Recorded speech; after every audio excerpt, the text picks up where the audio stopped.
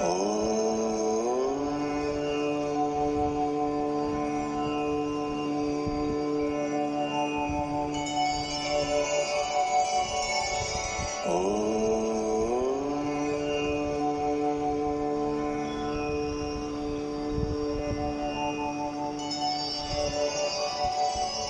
नमः शिवाय। आज हम शिव पुराण की श्री रुद्र संहिता के प्रथम खंड का तीसरा व चौथा अध्याय पढ़ेंगे। तीसरे अध्याय का शीर्षक है नारद जी का भगवान विष्णु से उनका रूप मांगना। सूत जी बोले, महर्षियों, नारद जी के चले जाने पर शिव जी की इच्छा से विष्णु भगवान ने एक अद्भुत माया रची। उन्होंने जिस और नारद जी जा रहे थे वहाँ एक सुंदर नगर बना दिया। वह नगर बैकुंठ लोक से भी अधिक रमणीय था। वहाँ बहुत से विहार स्थल थे। उस नगर का राजा का नाम था शीलनिधि। उस राजा की एक बहुत सुंदर कन्या थी। उन्होंने अपनी पुत्री के लिए स्वयंवर का आयोजन किया था। उनकी कन्या का वरण करने के लिए उत्सुक बहुत से राजकुमार पधारे थे। वहाँ बहुत चहल पहल थी। इस नगर की शोभा देखते ही नारद जी का मन मोहित हो गया। जब राजा शीलनिधि ने नारद जी को आता देखा तो उन्हें सादर प्रणाम करके स्वर्ण सिंहासन पर बिठाकर उनकी पूजा की। फिर अपनी देव सुंदरी कन्या को बुलाया, जिसने महर्षि के चरणों में प्रणाम किया।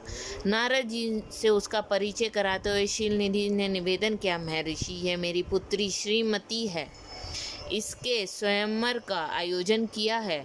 इस कन्या के गुण दोषों को बताने की कृपा कीजिए। राजा के ऐसे वचन सुनकर नारद जी बोले, राजन, आपकी कन्या साक्षात लक्ष्मी है। इसका भावी पति भगवान शिव के समान वैभवशाली, त्रिलोक के जी वीर तथा कामदेव को भी जीतने वाला होगा। ऐसा कहकर नारद मुनि वहाँ से चल दिए। शिव की माया के कारण वह काम के वशीभूत हो सोचने लगे कि राजकुमारी को कैसे प्राप्त करूं। स्वयंवर में आए सुंदर एवं वैभवशाली राजाओं को छोड़कर भला ये मेरा वरण कैसे करेगी। वह सोचने लगे कि नारियों को सौंदर्य बहुत प्रिय होता है। सौंदर्य को देखकर ही श्रीमती मेरा वरण कर सकती है। ऐसा विचार कर नारद जी फिर विष्णु लोक में जा पहुँचे और उन्हें राजा शीलनिधि के कन्या के स्वयंवर के बारे में बताया तथा उस कन्या के साथ विवाह करने की इच्छा व्यक्त की। उन्होंने भगवान विष्णु से प्रार्थना की कि वे अपना रूप उन्हें प्रदान करें ताकि श्रीमती उन्हें ही वर। सूत जी कहते हैं, महर्षियों, नारद मुनि की ऐसी बात सुनकर भगवान मधुसूदन हंस पड़े और भगवान शंकर के प्रभाव का अनुभव करके उन्होंने इस प्रकार उत्तर दिया। भगवान विष्णु बोले, हे नारद, वहाँ आप अवश्य जाइए। मैं आपके हित उसी प्रकार करूँगा जिस प्रकार पीड़ित व्यक्ति का श्रेष्ठ वेद करता है, क्योंकि तुम मुझे विशेष प्रिय हो। ऐसा कहकर भगवान विष्णु ने नारद मुनि को वानर का मुख दे तथा शेष अंगों को अपना मनोहार रूप प्रदान कर दिया।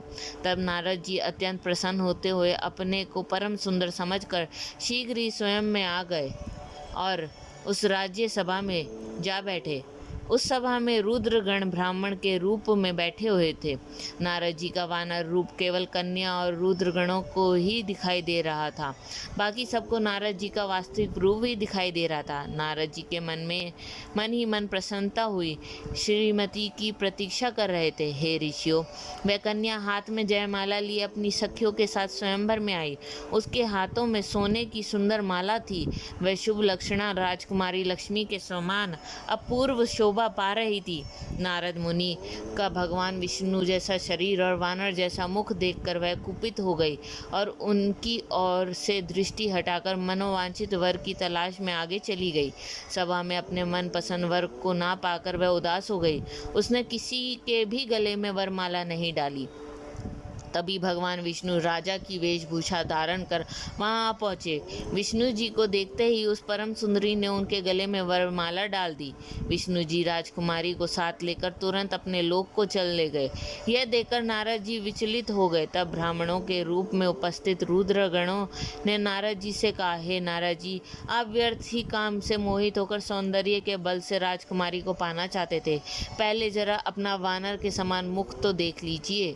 सूत जी बोले, यह वचन सुनकर नारद जी को बड़ा आश्चर्य हुआ। उन्हें दर्पण में अपना मुंह देखा। वानर के समान मुख को देखकर वे अत्यंत क्रोधित हो उठे तथा दोनों रुद्रगणों को शाप देते हुए बोले, तुमने एक ब्राह्मण का मजाक उड़ाया है, अतः तुम ब्राह्मण कुल में पैदा होकर भी राक्षस बन जाओगे।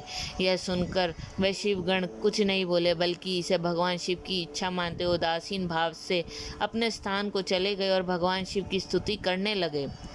चौथा अध्याय, नारद जी का भगवान विष्णु को श्राप देना।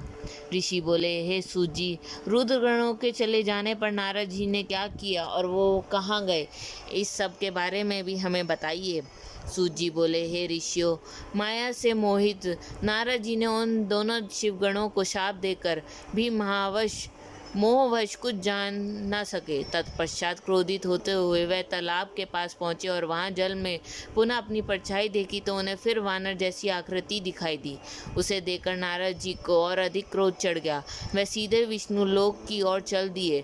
वहां पहुंचकर भगवान विष्णु से बोले, हे हरि, तुम बड़े दुष्ट हो, अपने कपट से विश्व को मोहने वाले, तुम दूसरों को सुखी होता नहीं देख सकते। तभी तो तुमने सागर मंथन के समय मोहिनी रूप धारण कर दैत्यों से अमृत का कलश छीन लिया था और उन्हें अमृत की जगह मदिरा पिलाकर पागल बना दिया था।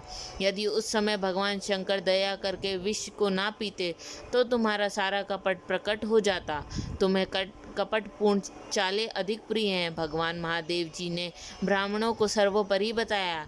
आज तुम्हें मैं ऐसी सीख दूंगा जिससे तुम फिर कहीं भी ऐसा कार्य नहीं कर सकोगे।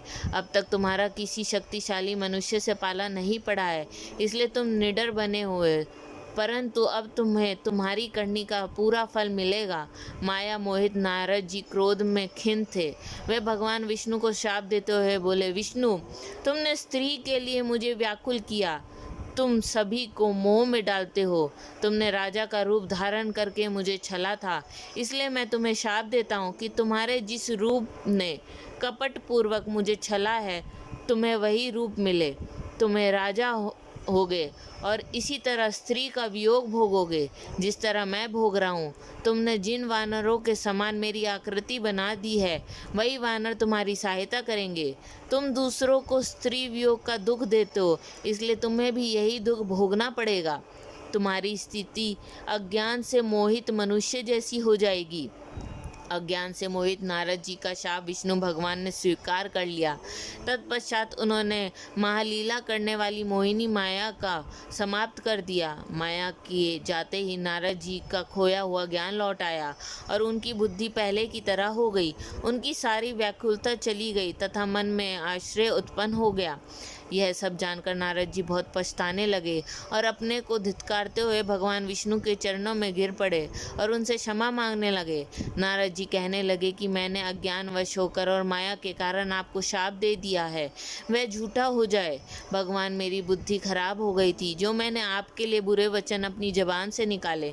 मैंने बहुत बड़ा पाप किया है। हे प्रभु, मुझ पर कृपा कर मुझे ऐसा कोई उपाय बताइए जिससे मेरा सारा पाप नष्ट हो जाए। कृपया कर मुझे प्रायश्चित का तरीका बताए।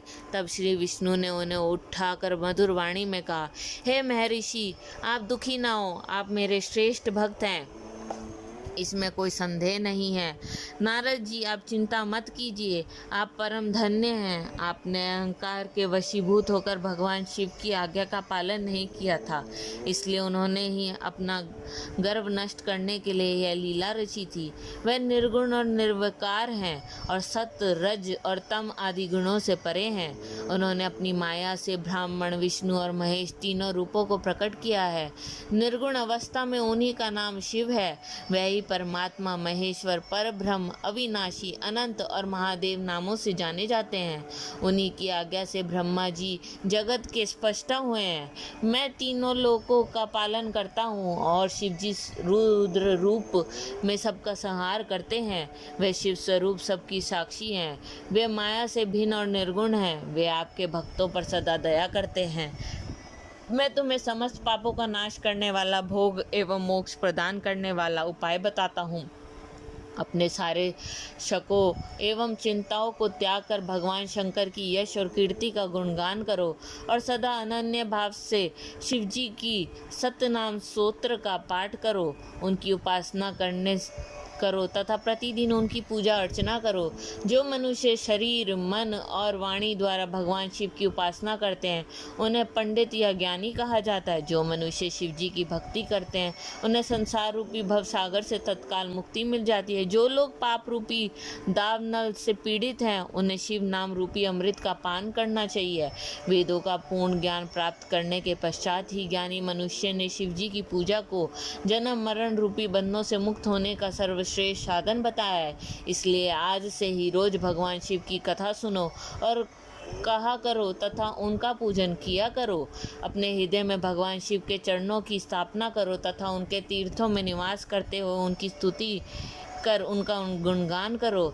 इसके बाद नारद जी, तुम मेरी आज्ञा से अपने मनोरथ की सिद्धि के लिए ब्रह्मलोक जाना। वहाँ अपने पिता ब्रह्मा जी की स्तुति करके उनसे शिव महिमा के बारे में पूछना। ब्रह्मा जी शिव भक्तों में श्रेष्ठ हैं। वे तुम्हें भगवान शंकर का महात्म्य और सत्यनाम स्तोत्र अवश्य सुनाएंगे। आज से तुम शिव भक्ति में लीन हो जाओ, वे अवश्य तुम्हारा कल्याण करेंगे। यह कहकर विष्णु जी अंतर्ध्यान हो गए।